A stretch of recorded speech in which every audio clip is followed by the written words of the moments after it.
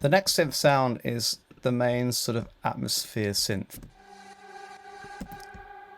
It's another drone type sound. It's providing a higher level of atmosphere and it's quite abstract. It's not particularly in time with the track. It's just doing these swells.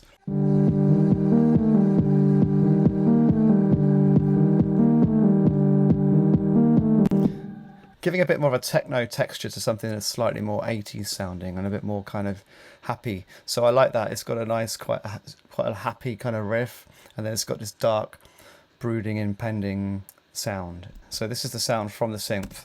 In fact, this wasn't from my. This is from a new synth that I bought, which is by Unfiltered Audio, and it's called Lion. It's fantastic. It's a free synth, and it's amazing. I think it's free. Anyway, yeah.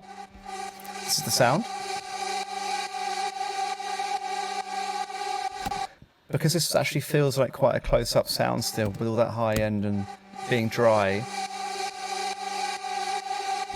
It's quite full on. I didn't want it to be that much in your face because it's going to be taking the attention away from some of these other sounds. So the first in the chain is this really great old school digital reverb by TAL Audio called Reverb 4. I love it. I think I use it on most of my synthy type tracks. I've gone quite wet with the reverb, but then I've filtered it with a high cut, so it's got a muted reverb type sound.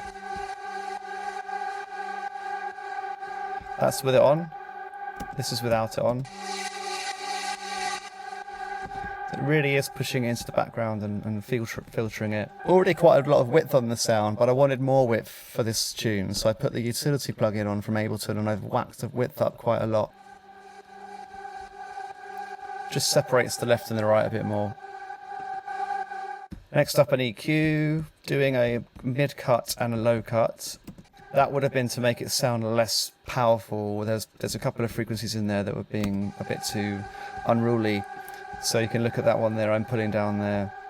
Just controlling the sound. Next up, I've got an effect rack, and then the first chain is just the dry chain, and I've created a second chain. And on this, I've used the Epoxy Crush preset from the Redux Ableton effect. You know, I like this plugin. It's something that you can really mess with to get lots of kind of bit crush sounds and old school 8-bit sounds and stuff. On its own, it sounds like this.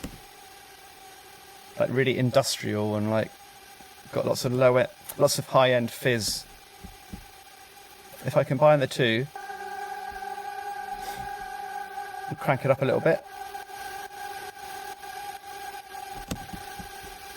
That's a very unique sonic texture in this track. There's nothing really doing that crackle, that high-end kind of crushed sound. So it's a lovely texture to add to this already quite dark sound.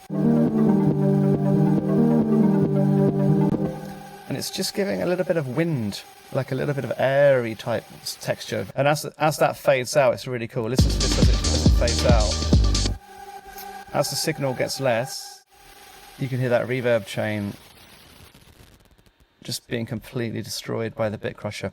So that's in there just as a layer of texture, and I really think it adds quite a lot.